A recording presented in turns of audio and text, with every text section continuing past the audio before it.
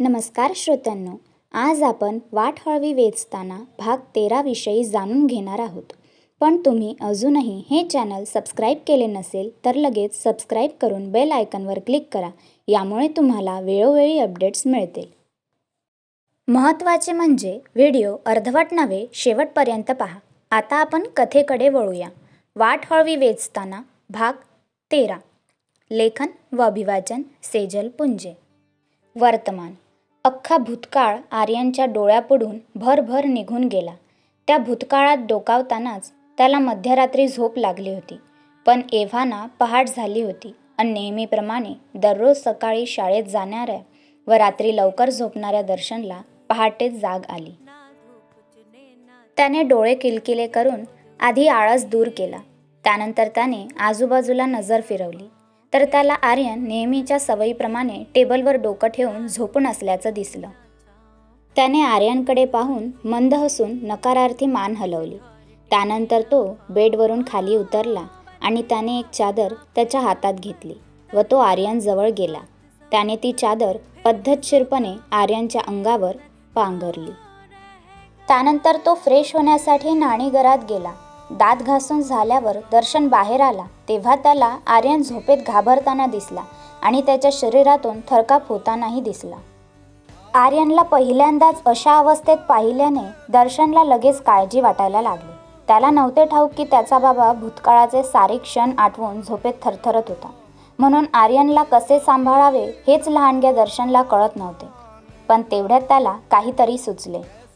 त्याने आर्यनच्या पाठीवरून सावकाश हात फिरवायला सुरुवात केली आणि तो त्याला म्हणू लागला, बाबा शांत हो, तू फक्त वाईट स्वप्न बघतोय म्हणून एवढा हायपर होऊ नकोस. हे बघ, सगळं ठीक आहे. बाबा, मीही इथेच आहे, तूही इथेच आहे आणि आई तर आपल्यासोबत कायमच असते, तुला ठाऊक आहे ना. म्हणून तू निवांत हो बघू. आय लव्ह यू बाबा, आणि तुला माहिती आहे I also loves you a lot. म्हणून रिलॅक्स हो. इट्स ओके, काळजी करू नकोस. एव्हरीथिंग विल बी फाईन सून. हळूहळू आर्यन शांत झाला आणि त्याला दर्शनच्या आवाजाने जाग येऊ लागली. तो डोळे मिटून काही क्षण दर्शनचे शब्द ऐकत होता. मात्र त्याचे शब्द ऐकून आर्यन त्या क्षणी अगदी आश्चर्यचकित झाला होता. त्या उलट दर्शन मात्र अगदी निवांत होता आणि हळूवार आर्यनच्या पाठीवरून व डोक्यावरून हात फिरवत होता.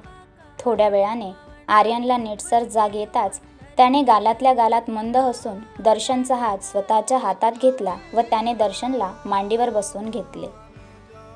आर्यनला जाग आल्याचे दर्शनला कळताच तो देखील आर्यनकडे पाहून गोड हसला आणि त्याचं हसू पाहून आर्यनला दर्शिकाची परत एकदा आठवण आली.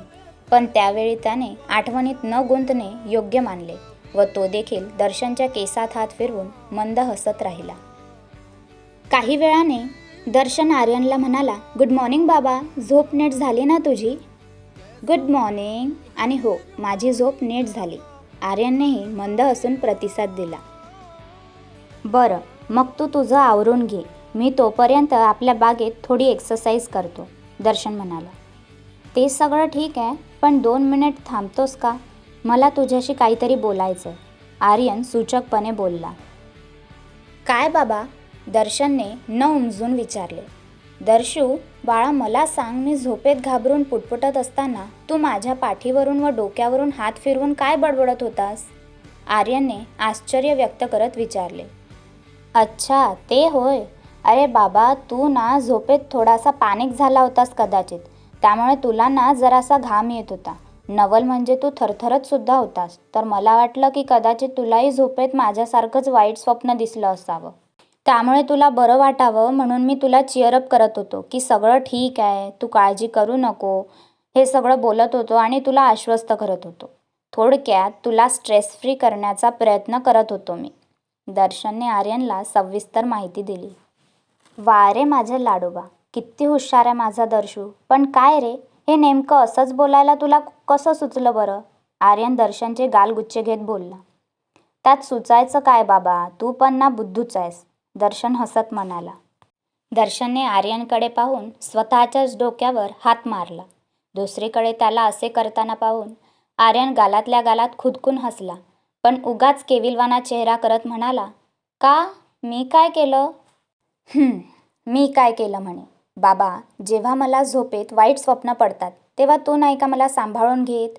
त्यावेळी तू सुद्धा असाच बोलत असतोस ना, ज्यामुळे माझी भीती दूर पळून जाईल. तर तीच थिअरी मी तुझ्यावर अप्लाय केली ना.